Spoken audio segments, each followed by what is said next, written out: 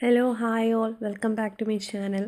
ഇന്ന് ഞാൻ വന്നേക്കുന്നത് നമ്മുടെ ടെക്നോളജി ഫോർ ഇൻഡസ്ട്രിയിൽ ബ്ലോക്ക് 3-ലെ രണ്ടാമത്തെ യൂണിറ്റ് ആയിട്ടുള്ള virtual reality and augmented reality AR VR എന്ന യൂണിറ്റിനെ കുറിച്ചിട്ട് പറയുന്നതിന് വേണ്ടിയിട്ടാണ്. അപ്പോൾ ഇത് വളരെ ഇമ്പോർട്ടൻ്റ് ആയിട്ടുള്ള ഒരു ചാപ്റ്റർ ആയതുകൊണ്ടാണ് ഞാനിത് വേഗം തന്നെ അപ്ലോഡ് ചെയ്തിടുന്നത്.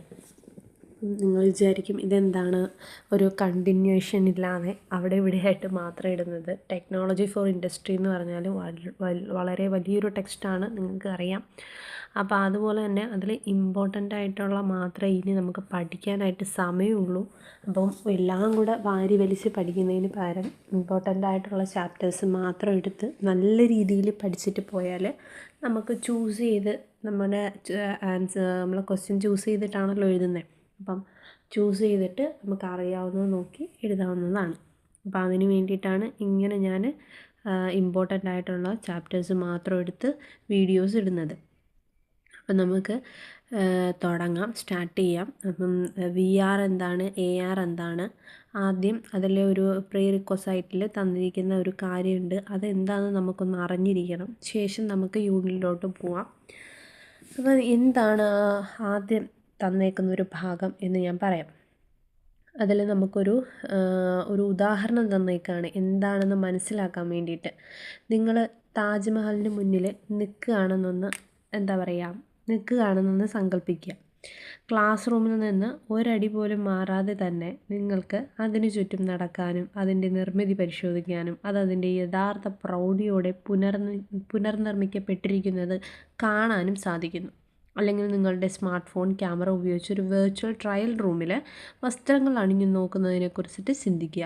ഇതൊന്നും ഇനി വിദൂര സ്വപ്നങ്ങളല്ല, മറിച്ച് വെർച്വൽ റിയാലിറ്റി, ഓഗ്മെൻറ്റഡ് റിയാലിറ്റി എന്നിവയിലൂടെ ഇന്ന് സാധ്യമായിട്ടുള്ള യാഥാർത്ഥ്യങ്ങളാണ്. റീറ്റെയിൽ, വിദ്യാഭ്യാസം, ആരോഗ്യം, ലോജിസ്റ്റിക്സ്, വിനോദം തുടങ്ങിയ വ്യവസായ മേഖലകളെ ഈ സാങ്കേതികവിദ്യകൾ വലിയ രീതിയിൽ മാറ്റിമറിച്ചു കൊണ്ടിരിക്കുന്നതിനാൽ ഇവ വളരെ പ്രധാനപ്പെട്ടതാണ്. ബിസിനസ് ലോകവുമായി ഈ നവീന ആശയങ്ങളെ ബന്ധിപ്പിക്കാൻ നിങ്ങളെ പ്രാപ്തരാക്കുന്നതിനായിട്ടാണ് VR, AR എന്നിവയുടെ അടിസ്ഥാന ടൂളുകൾ, ആപ്ലിക്കേഷനുകൾ, നേട്ടങ്ങൾ, വെല്ലുവിളികൾ എന്നിവ മനസ്സിലാക്കാനായിട്ടാണ് ഈ യൂണിറ്റ് സഹായിക്കുന്നത്. അപ്പോൾ VR എന്താണ്, AR എന്താണ് എന്ന് നമുക്ക് കൃത്യമായിട്ട് നോക്കാം. ഫസ്റ്റ് ഓഫ് ഓൾ നമുക്ക് വെർച്വൽ റിയാലിറ്റിയെക്കുറിച്ച് പറയാം. കമ്പ്യൂട്ടർ സാങ്കേതിക വിദ്യയിലൂടെ പൂർണ്ണമായും കൃത്രിമമായി സൃഷ്ടിക്കപ്പെട്ട ഒരു ത്രിമാന അന്തരീക്ഷമാണ്, ഒരു 3D അന്തരീക്ഷമാണ് വെർച്വൽ റിയാലിറ്റി എന്ന് പറയുന്നത്. ഇതിനകത്ത് ഉപയോക്താക്കൾക്ക് ഈ ലോകവുമായിട്ട് സംവദിക്കാനും ഇതിൽ മുഴുകിയിരിക്കാനും ഒക്കെ സാധിക്കുന്നതാണ്. ഇതിന് പ്രധാന ഹാർഡ്വെയറുകളുണ്ട്. ഒന്നാമത്തേതാണ് ഒക്കുലസ് റിഫ്റ്റ് എന്ന് പറയുന്നത്. ഒക്കുലസ് റിഫ്റ്റ് എന്തിനാണ് ഉപയോഗിക്കുന്നതെന്ന് വെച്ചാൽ മികച്ച മോഷൻ ട്രാക്കിങ്ങിനും ഇമ്മേഴ്സീവ് ഗെയിം പ്ലേയും നൽകുന്ന ആദ്യകാല ഉപഭോക്തൃ ഒരു VR ഹെഡ്സെറ്റുകളിൽ ഒന്നാണ് ഒക്കുലസ് റിഫ്റ്റ് എന്ന് പറയുന്നത്. VRൻ്റെ ഹാർഡ്വെയറുകളാണ് കേട്ടോ. രണ്ടാമത്തേത് HTC Vive ആണ്. അതായത് മുറിക്കുള്ളിൽ നടന്നുകൊണ്ട് തന്നെ VR അനുഭവിക്കാൻ സഹായിക്കുന്ന സാങ്കേതിക വിദ്യയാണ്. അതായത് റൂം സ്കെയിൽ VR എന്ന് പറയും. പിന്നെ പറയുന്നത് പ്ലേ സ്റ്റേഷനെ കുറിച്ചിട്ടാണ്. അതെന്താണ്? പ്ലേ സ്റ്റേഷൻ ഗെയിമിംഗ് കൺസോളുകൾക്കായിട്ട് രൂപകൽപ്പന ചെയ്തിട്ടുള്ളവയാണ്. അപ്പോൾ ഇതാണ് ഇതിൻ്റെ VRൻ്റെ ഹാർഡ്വെയറുകൾ എന്ന് പറഞ്ഞാൽ. ഇനി VRൻ്റെ പ്രയോഗങ്ങൾ, ഇവയുടെ ആപ്ലിക്കേഷൻസ് എന്താണെന്ന് നമുക്ക് പറയാം. ഒന്നാമത് എഡ്യൂക്കേഷനിൽ എന്താണ് ഇവർ ചെയ്യുന്നതെന്ന് വെച്ചാൽ ഗൂഗിൾ എക്സ്പെഡീഷൻസ് വഴിയുള്ള VR ഫീൽഡ് ട്രിപ്പുകൾ, മെഡിക്കൽ വിദ്യാർത്ഥികൾക്കായുള്ള ശസ്ത്രക്രിയാ പരിശീലനങ്ങളൊക്കെ VR നൽകുന്നുണ്ട്. അതുപോലെ വ്യവസായത്തിലാണെങ്കിൽ ഫോർഡ്, BMW തുടങ്ങിയ കമ്പനികൾ കാർ ഡിസൈൻ ടെസ്റ്റ് ചെയ്യാനും ആർക്കിടെക്റ്റുകൾ കെട്ടിടങ്ങളുടെ ഘടന മുൻകൂട്ടി കാണാനും ഇത് ഉപയോഗിക്കുന്നുണ്ട്. ഇനി ഹെൽത്ത് കെയറിലാണെങ്കിലോ മാനസിക സമ്മർദ്ദങ്ങൾ കുറയ്ക്കാനുള്ള എക്സ്പോഷർ തെറാപ്പി, സ്ട്രോക്ക് വന്ന രോഗികൾക്കുള്ള പുനരധിവാസമൊക്കെ VR നൽകുന്നുണ്ട്. വിനോദത്തിനാണെങ്കിൽ ബീറ്റ് സേബർ പോലുള്ള VR ഗെയിമിങ്ങും 360 ഡിഗ്രി വിനോദ പരിപാടികളും ഒക്കെ VR നൽകുന്നുണ്ട്. ഇവയൊക്കെയാണ് VR എന്ന് പറയുന്നത്.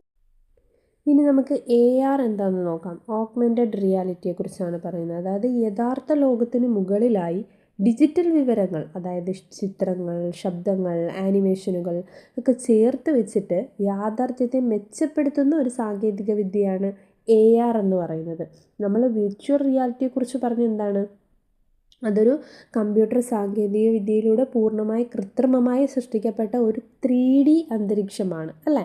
ഇവയെന്ന് വെച്ചാൽ ഒരു യഥാർത്ഥ ലോകം തന്നെയാണ് എന്ത് AR യഥാർത്ഥ ലോകത്തിലേക്ക് ചിത്രങ്ങളും ശബ്ദങ്ങളും ആനിമേഷനും ഒക്കെ ചേർത്ത് വെച്ചിട്ട് യാഥാർത്ഥ്യ ലോകത്തെ തന്നെ മെച്ചപ്പെടുത്തുന്ന ഒരു സാങ്കേതിക വിദ്യയാണ് AR എന്ന് പറയുന്നത്. പോക്കിമോൺ ഗോയാണ് ഇതിനൊരു മികച്ച ഉദാഹരണം എന്ന് പറയുന്നത്.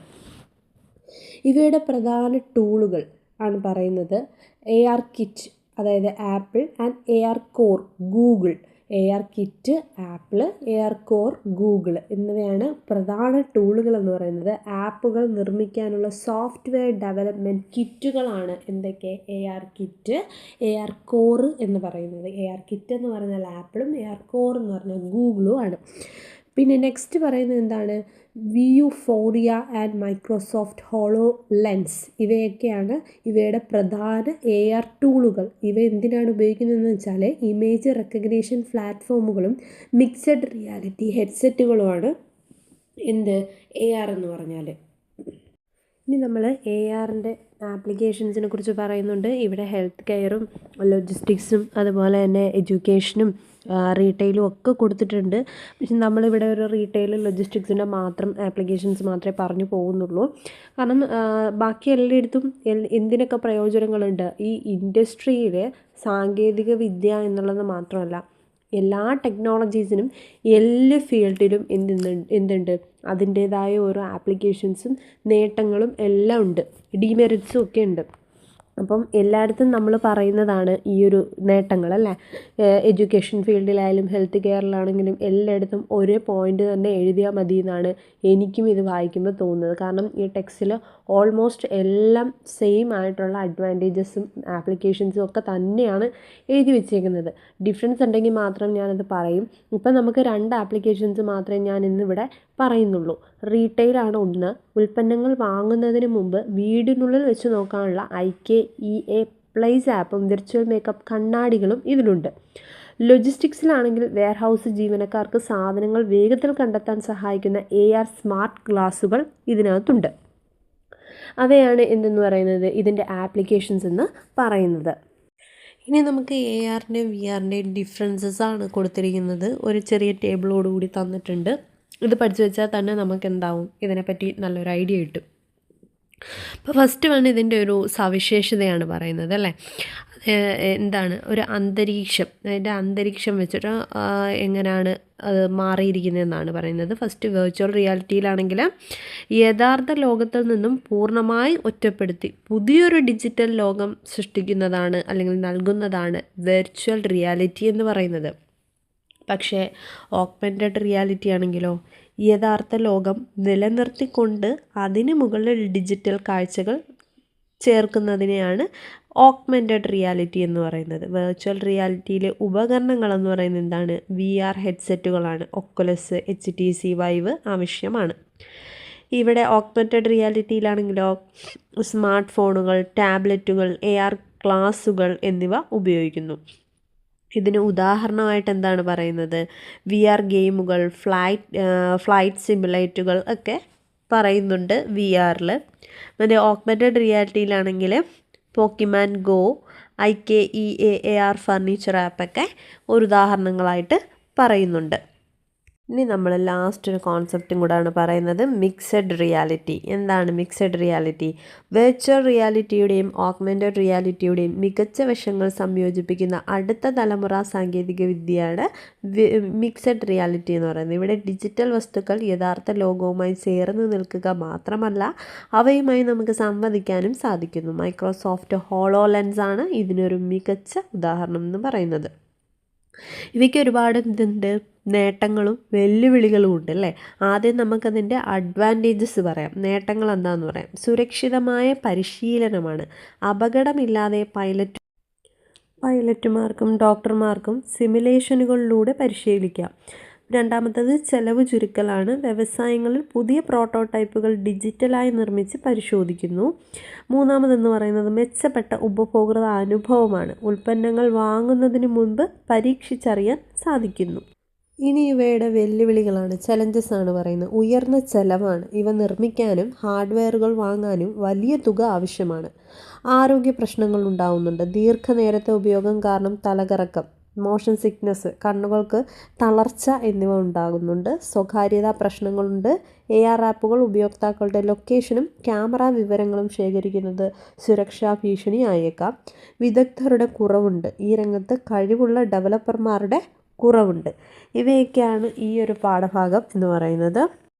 അപ്പോൾ ഇത് വളരെ ഇമ്പോർട്ടൻ്റ് ആയിട്ടുള്ളൊരു ചാപ്റ്ററാണ്. ഇതിൻ്റെ ഒബ്ജക്റ്റീവ് ക്വസ്റ്റ്യൻസും മോഡൽ ക്വസ്റ്റ്യൻസ് റെഫറിങ്ങും ഒക്കെ ഒന്ന് നോക്കുക. അപ്പോൾ ഇതോടുകൂടി ഈ ഒരു ചാപ്റ്റർ തീരുകയാണ്. നെക്സ്റ്റ് നമുക്ക് ഉടൻ തന്നെ അടുത്തൊരു യൂണിറ്റുമായിട്ട് വേഗം തന്നെ കാണാം. Okay, bye bye.